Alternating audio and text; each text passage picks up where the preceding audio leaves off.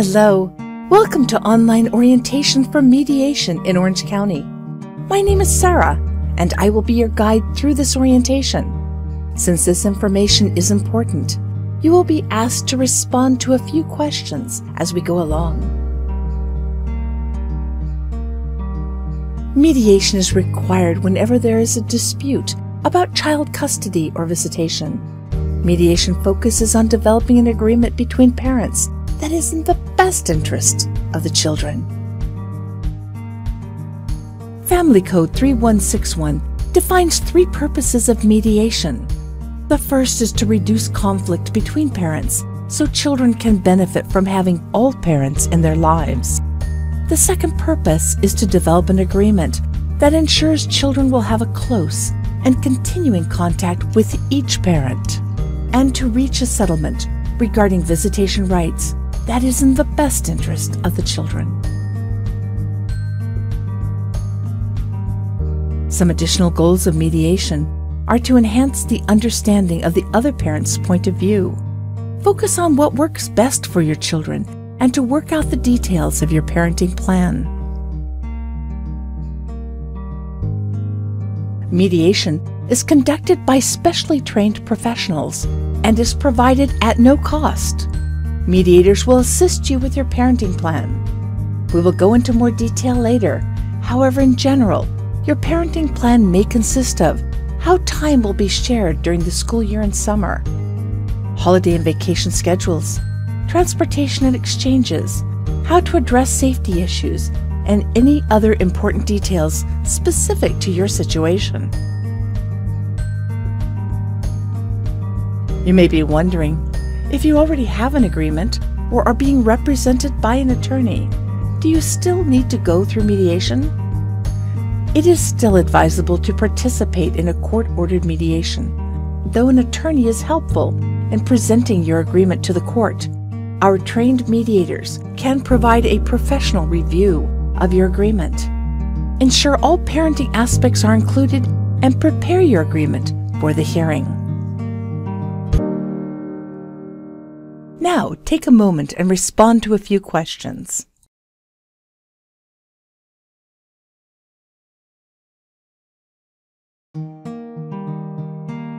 Welcome back. The mediation process is focused on developing a plan so that both parents have a clear understanding of who is responsible for your child at any given time.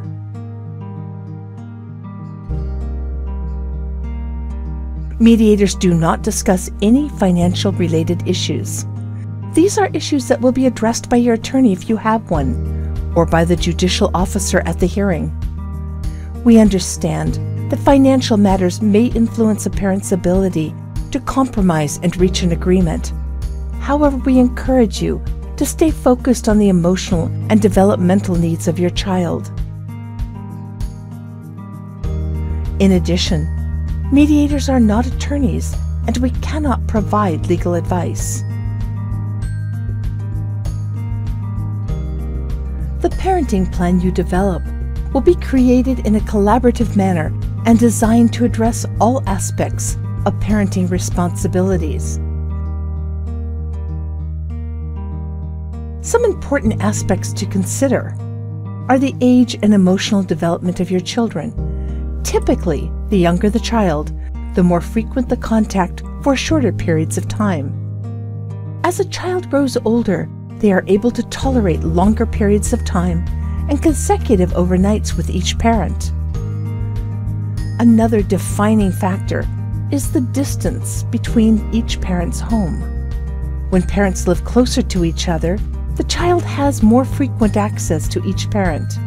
This provides more opportunities for parents to participate in the child's day-to-day activities.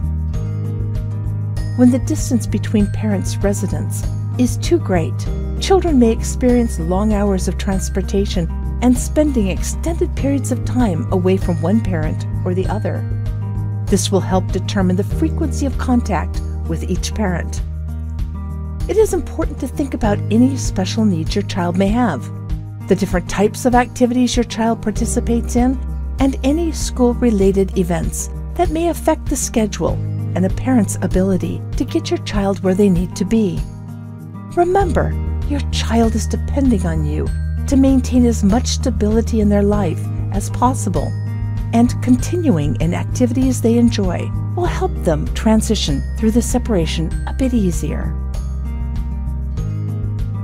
Finally, parents need to take into consideration any safety issues relating to a parent's ability to care for your child. Some parents will allege alcohol or substance abuse concerns, and this is taken very seriously by the court.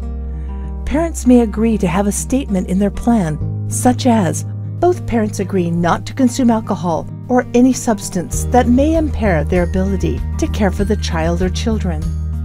Many times having a conversation about safety issues during the mediation session and addressing it in the parenting plan alleviates the concern. If the issue is more prevalent and/or there is a criminal involvement, then the mediator may discuss supervised contact and may also provide resources to assist a parent in obtaining treatment. Now, take a moment and respond to a few questions.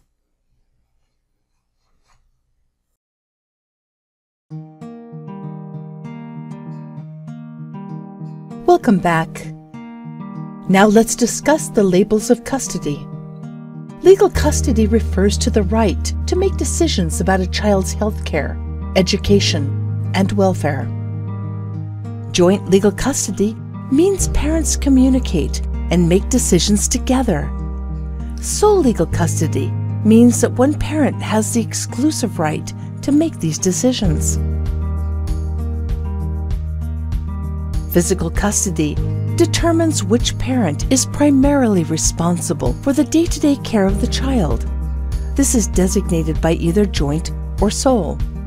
Joint physical custody means both parents share significant periods of physical custody that assures the child will have frequent and continuing contact with each parent. This does not necessarily mean an equal time share, and one parent may still be designated as the primary caregiver. Sole physical custody means that one parent provides the primary residence and supervision of the child, and the other parent may have a court-ordered visitation.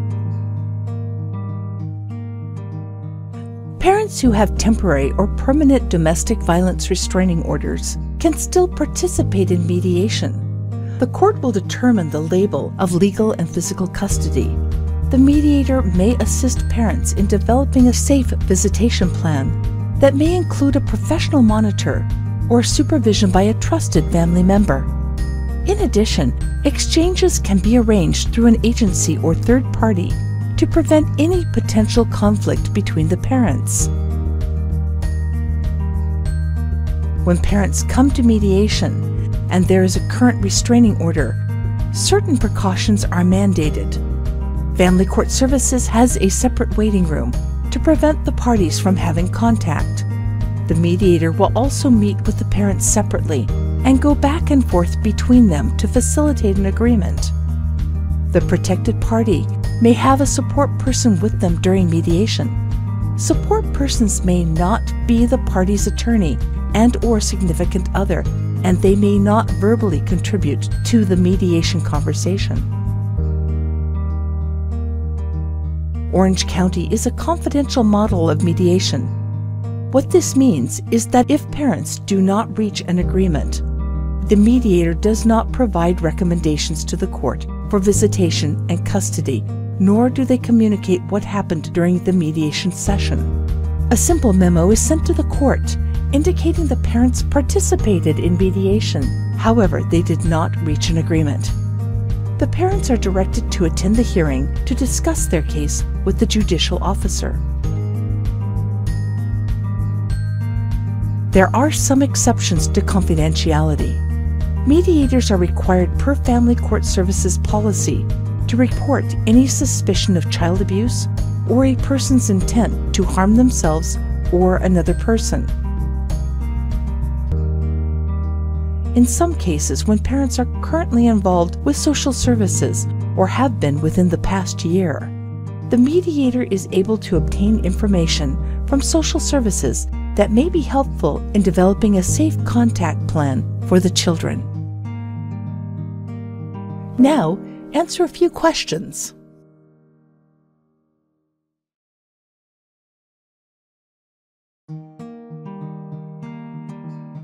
Court-employed mediators working in family court services are required to have a master's degree or higher in behavioral science, such as psychology, social work, marriage and family, or child counseling.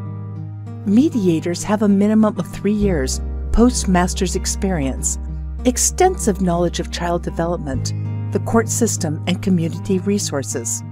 In addition, court-connected mediators are required to complete 12 hours of continuing education annually, with 4 of these hours focused on domestic violence. Mediation only involves the legal parents or guardians and the mediator. Each parent is given an opportunity to present their proposal for how they want the timeshare and custody of their child to be. Usually the parent who filed the current request for court orders generally speaks first. The mediator will facilitate the conversation between the parents to negotiate and compromise in order to help you reach an agreement. Remember, the mediator is a neutral person and does not take sides. It is the mediator's job to provide education and suggestions to assist parents with their parenting plan.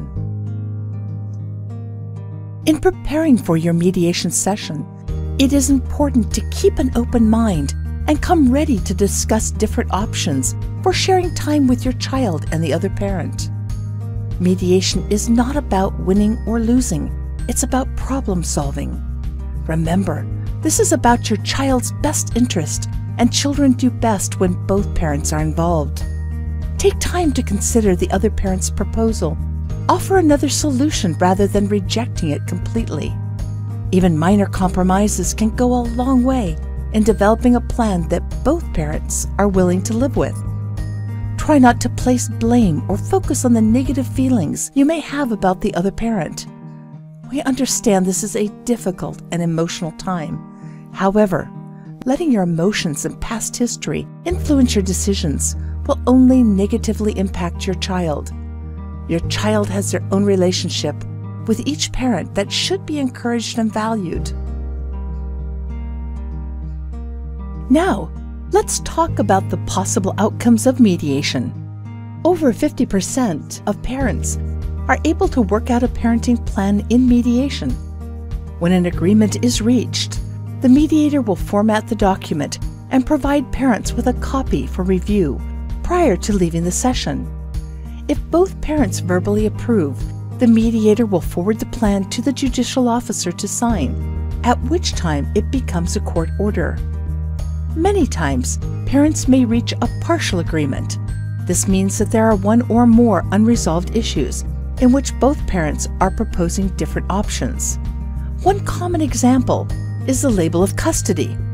One parent may be requesting sole custody, and the other parent may be requesting joint custody. In this case, the mediator will write up the parts of the plan that both parents are in agreement with and indicate that the court needs to decide the label of custody. At the end of this orientation, you will be directed to sign twice on the consent form. The first signature indicates you understand the process of mediation. The second signature allows the mediator to share the specific issues to be determined by the court when a partial agreement is reached.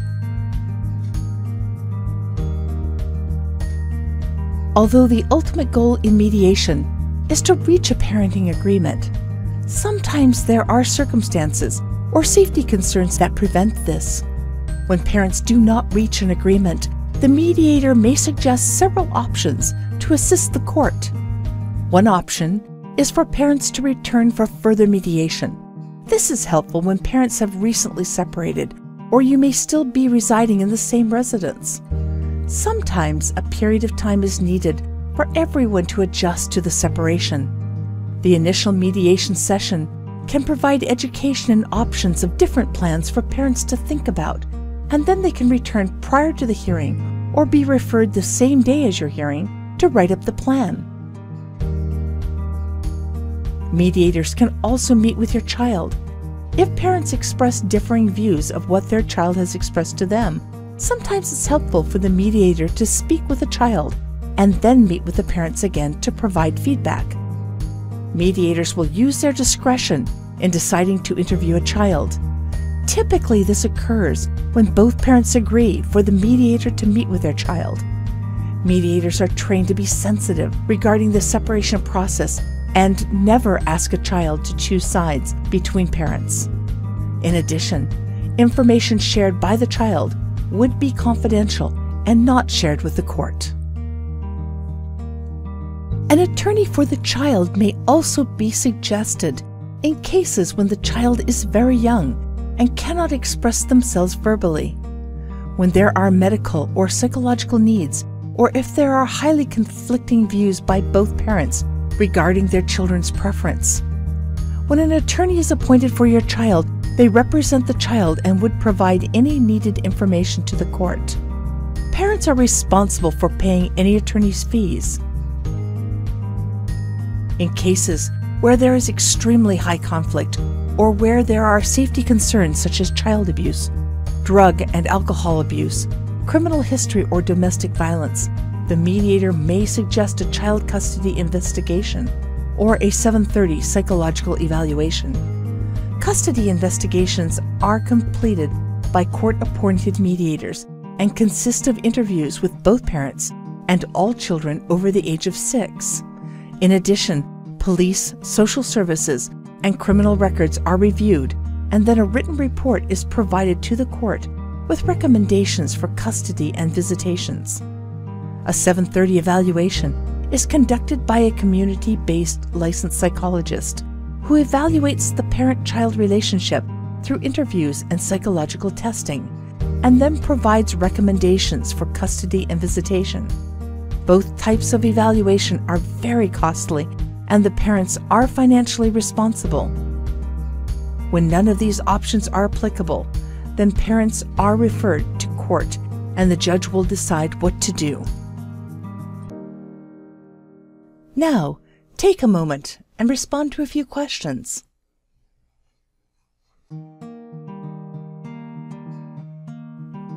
Now that you know about the process of mediation, let's take a look at some emotional issues you and your children may be experiencing. It is important to remember that children love their parents.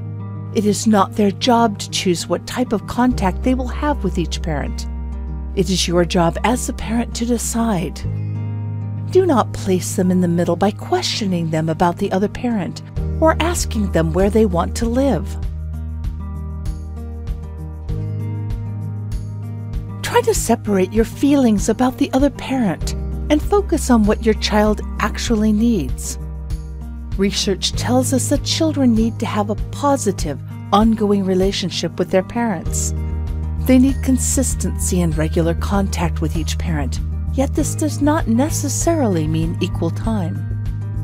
They need to feel emotionally and physically safe from parental conflict. Children who witness parents arguing or family violence become emotionally distressed. Children and parents as well experience a great sense of loss as a result of the separation or divorce. It is common to seek emotional support through counseling to adjust to the many changes you and your children may be experiencing. Now we are going to share some ideas about how you can support your children in order to minimize the impact of the separation. One of the most important things a parent can do is to respect and value the time your child has with the other parent. Be cautious about scheduling appointments or extended family events that may interfere with the other parent's time. Do not use the other parent as a reward or punishment for their behavior. Share information about your child with the other parent in a timely manner. This includes any information you may receive about school meetings or scheduling doctor's appointments. It also helps to share any changes in your child's behavior or health, such as having a high fever or trouble sleeping. Communicating on a regular basis and asking the other parent first, if you have concerns about your child, will most times prevent a simple situation from getting out of control. Children do better knowing when they will be spending time with each parent. Having a calendar in each home that is easily viewable by everyone helps to provide a visual of when the child is with each parent. The calendar system can be used even with very young children by assigning each parent a special color on the day they are with that parent. Children need to be reassured they are not responsible for what is happening and that they are not the cause of the separation. Depending upon the age of your child, you may need to repeat this message several times. Remind your children that you will always love them and will continue to take care of them. Just because they may not see one parent as much as before doesn't mean they love them any less. Children may feel if their parents are separating, they may have to choose sides. It is important to give your children permission to maintain the relationship with the other parent and any extended family members. Do not be surprised if your child shares different thoughts and feelings with each parent. It is common for them to have conflicting feelings that often change from moment to moment. What do you say when your child asks you difficult questions about what is happening? It is important to acknowledge your child's feelings and reassure them it is not their fault.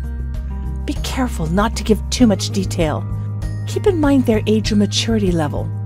Although they may ask, it is not appropriate and can be harmful to share or allow them to read court-related paperwork. The most successful parents are the ones that have learned to cordially co-parent. It is our hope that you will develop a business-like relationship that focuses on working together to continue to raise your child to adulthood. The key is to understand and recognize that you are different people, and that you may have diverse points of view and parenting styles. This does not mean that one or the other is right. It only means that it is important to respect each other. Children can and do adjust to having two separate homes and sets of rules, just as the way they understand there are different rules in school. Each parent plays a significant role in your child's development and provides unique and valuable experiences. To lessen the impact on your child, it is important as adults to make decisions and communicate with each other. Do not place your child in the middle by creating a situation where they feel they must choose one parent over the other. Although it appears easy to relay information through your child, it places your child in an awkward position and may have unintended consequences. Try not to criticize the other parent at all, but especially when your child is present. Your child understands he or she is part of both parents, so when one parent is criticized, this negatively affects your child. The single best predictor of how well children adjust to the separation or divorce is based on the level of conflict between the parents. If the level is high, the outcome for children is poor. The best outcome occurs in families when there is no conflict between the parents.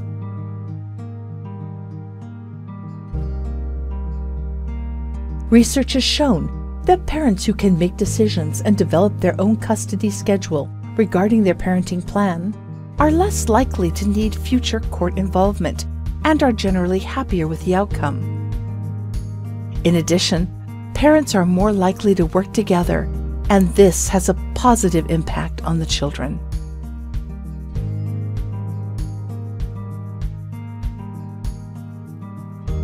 In conclusion, mediation is designed to help you as parents work together to develop a parenting plan that will unite you in the care of your children. We encourage you to think about a parenting plan that may not be ideal, but one you can live with. We hope you come to mediation prepared to compromise and reach an agreement. Thank you.